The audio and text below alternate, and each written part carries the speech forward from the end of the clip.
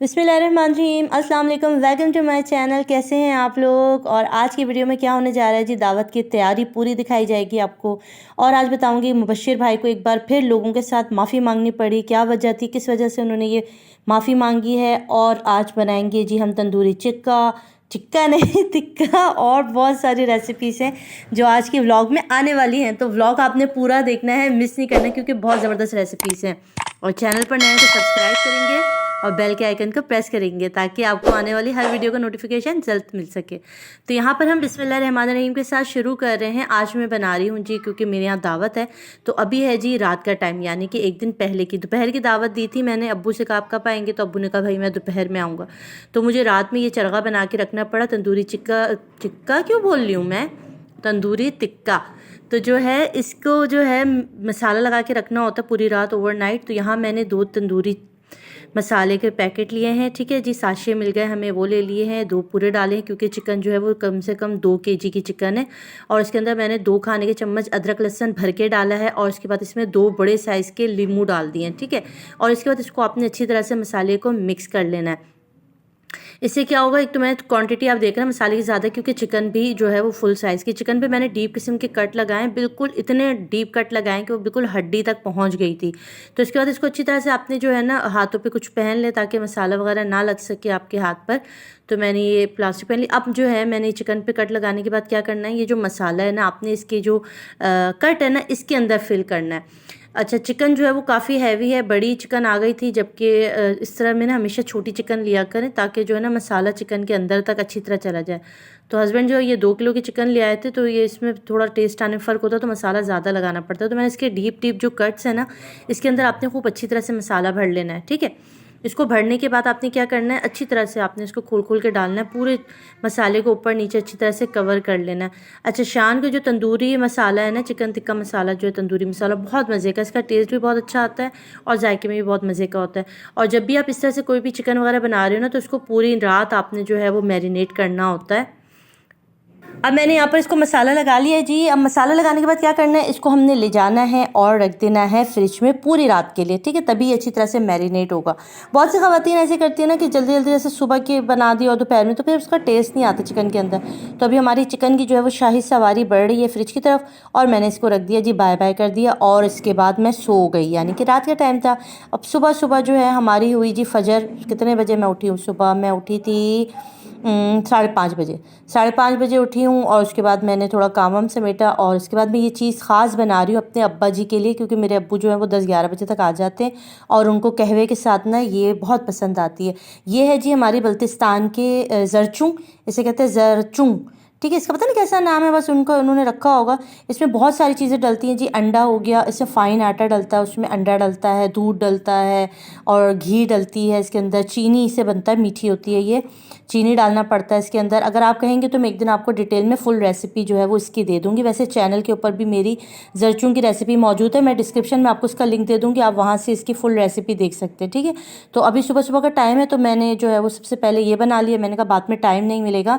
और आज मैंने जो है वो ताहिरा बाजी जो काम वाली है उसको भी जल्दी बुलाया था। मैंने कहा था तुम बहन 8 बजे आ जाना किसी भी हाल में, ताकि घर मेरा साफ़ हो जाए। उसके बाद तो मैं नाश्ते से फारिग होने के बाद जो है वो बाकी पकना पकाना करूँ। दोपहर की दावत में आपको पता है कि हर काम जो है वो जल्दी जल्दी करना पड़ता है। अच्छा, अब यहाँ पे मैंने किस तरह से इस पर लाइन मारी, ये करना ज़रूरी है। अगर ये इस पर क्रैक्स नहीं आए तो इसका मतलब आपका आटा सही नहीं गूंदा है। तो ये क्रैक आना बहुत ज़्यादा ज़रूरी है और इनको ख़ास तौर पे लगाया जाता है इन क्रैक्स को, ताकि अच्छी तरह से अंदर तक डीप पक जाएँ। तो ये देखिए मैंने इस तरह कर लिया। अब मैं इसको फ्राई करूँगी तेल में। बहुत गर्म तेल में नहीं डालना होता, क्योंकि आटा आप देख रहे हैं थोड़ा मोटा, फिर सोडा भी डाला है तो इसको फूलने में भी टाइम लगता है। तो आपने थोड़े से कम गरम तेल के अंदर इसको डालना होता है, बहुत तेज़ हैवी गरम नहीं करके डालते। तो ये डाल देंगे और उसके बाद इसको हम कर लेंगे भाई फ्राई, गोल्डन कर लेंगे। और इसको रख देंगे। मीठी होती है, कहवे के साथ और चाय के साथ बहुत मज़े की होती हैं ये। और आप सबसे बड़ी मज़े की बात मुझे इसकी क्या लगती है ना, इन फ्राई बिस्किट्स की, ये जो ज़रचुंग मैं इनको फ्राई बिस्किट कहती हूँ, इनकी सबसे अच्छी बात ये है कि जितने जितने दिन पड़ी रहती है ना, आप इसको किसी कंटेनर वगैरह में रख देते हो, ये उतनी ही क्रिस्पी खस्ता होती चली जाती है। इसको ताज़ा खाने में इतना मज़ा नहीं आता, जितना ये 1 दिन 2 दिन पुरानी होती जाती है ना, उतनी ये टेस्टी होती जाती है। अब जी हमने क्या किया, हमारी तायराबाजी आ चुकी थी तो हमने सफाई का काम शुरू किया, घर की साफ़ सफाई और जो कुछ भी था वो मैंने कहा पहले मैं घर वर साफ़ कर लूँ, समेट लूँ चीज़ें। बच्चे जो है वो उठने को तैयार नहीं थे, बेड पर बैठे हुए थे, उनको भी उठाया गया कि भाई चलो भाई सफाई बेडशीट वगैरह की जो सफाई करूँ। तो कमरे भी माशाल्लाह मैंने जल्दी जल्दी करके साफ़ कर लिए। अब इस दौरान मैं आपको बताती जाऊँ कि मुबश्शिर सिद्दीकी वाली बात क्या हुई। कल ये वीडियो सामने आई, मुबश्शिर से बहुत छोटी सी मुबश्शिर भाई ने ये वीडियो शेयर की लोगों के साथ, और उसमें उन्होंने कुछ नहीं कहा, सिर्फ ये कहा आप मुझे माफ़ कर दें, मुझसे मिलने मत आएँ, मुझे आप लोगों से नहीं मिलना, आप मेरे घर मेरे गांव मत आएँ, मुझे माफ़ कर दें।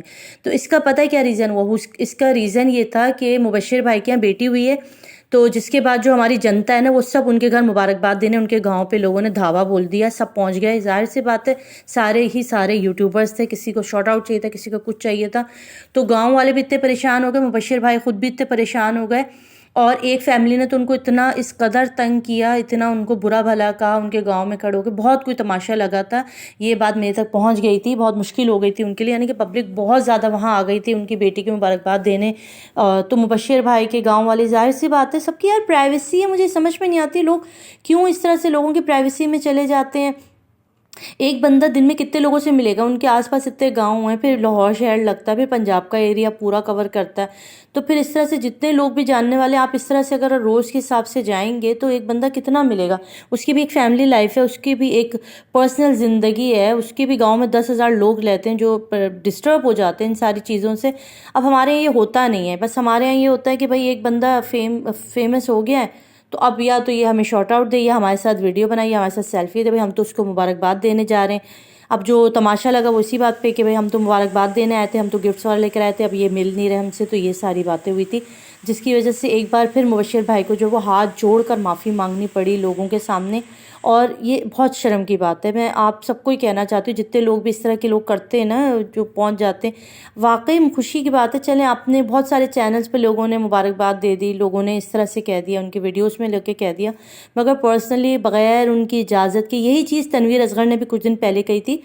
तनवीर असगर भाई ने भी यही बात बताई थी कि उनके पास भी ऐसे ही हो रहा है कि उनके गांव में उन्होंने किसी को शॉर्ट आउट दे दिया था, पेशावर से आई हुई फैमिली थी, तो लोगों ने उनके घर धावा ही बोल दिया था और 24 घंटे उनके दरवाजे पे खड़े हुए थे, और इतना कोई उनको तंग किया गया कि बाद में उन्होंने भी जो है वीडियो बना के माफ़ी मांगी कि भाई खुदा रहा मेरे घर वालों को मत डिस्टर्ब करो, मेरे घर बार बार मत आओ, इस तरह से। मोहब्बत अपनी जगह, मगर आप जब दूसरे को इरिटेट करना और तंग करना शुरू कर देना, फिर बड़ी मुश्किल हो जाती है। तो प्लीज़ सबको ये वजह थी जो बताना चाह रही थी। मुबश्शिर भाई ने जो माफ़ी मांगी ना, उसके पीछे रीज़न ये था। अच्छा, अब मैं यहाँ के कढ़ाई मैंने बना दी थी, सिंपल सी कढ़ाई बनाई है, कोई उसके अंदर साइंस और मैथ्स नहीं डाली है। ये यहाँ पे चिकन स्टिक बना रही हूँ।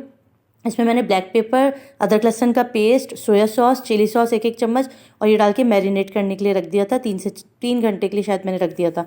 अच्छा, चिकन को अब मैं क्या कर रही हूँ, यहाँ पे बड़ी सी मैंने देगची ली है। अब मैं आ गई हूँ सहन में। इसमें मैंने डाल दिया है तेल, तकरीबन 3-4 खाने के चम्मच तेल डाल देंगे। और ये जो चिकन है इसको बड़े आराम से उठा के डालना है, क्योंकि अब जो ये ना ये तंग करी, क्योंकि इस पर हमने सिरका और नींबू लगा के रखा था, तो इसकी वजह से अब ये बहुत अच्छी तरह से जो है ना वो टूट भी सकती है। तो इसको एहतियात से आपने देगची में डालनी है बड़ी सी, बिल्कुल स्लो आंच पे आपने इसको कवर करके छोड़ देना, हल्की आंच पे। तो इसका अपना पानी जो है ना वो निकलेगा और इसके बाद ये कुक हो जाएगा। यहाँ मैंने क्या किया, चिकन मैरिनेट हो गई थी, वो जो मैंने क्यूब्स रखे थे चिकन के क्यूब्स लगा के, इसमें मैंने शिमला मिर्च, टमाटर और प्याज ये प्रोकर जो है ना इनको इसमें डालकर, स्टिक में डालकर इनको इस तरह से सेट कर लिया है। और सलाद की चीज़ें मैंने काट के रख दी हैं, बाद में असेंबल कर दूँगी। प्याज भिगो दी है, टमाटर काट लिए हैं मैंने, यहाँ पर गाजर, खीरे, लीमू ये सब मैंने काट के ना अलग कर दिया। मैंने कहा फिर जब अब्बू लोग बहने वाले सब आ जाती है ना, फिर ऐसी गहमा गहमी होती है, इतना मज़ा आता है उनके साथ बात करने में कि फिर ध्यान ही नहीं रहता कि क्या चीज़ कहाँ जा रही है और क्या चीज़ कहाँ जा रही है। बिरयानी का मसाला भी मैंने ऑलमोस्ट तैयार कर लिया है।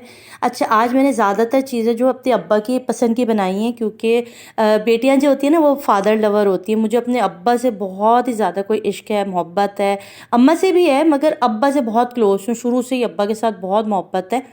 और अब्बू अभी नहीं थे, इस करदो गए हुए थे, तो मैंने उनको बहुत ज़्यादा मिस भी किया।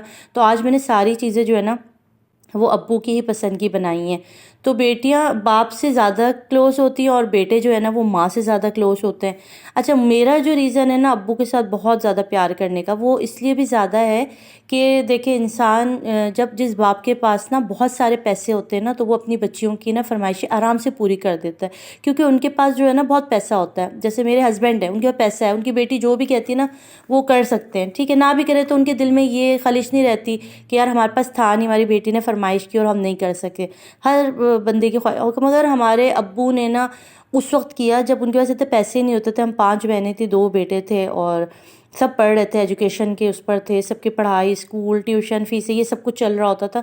उसके बावजूद अब्बा जो थे ना, अगर हम कोई फरमाइश बेटियां कर देना तो अब्बा ज़रूर पूरी करते थे और अपनी जेब से बढ़कर ही करते थे। तो वो बड़ा याद रहता है मुझे अब्बा का।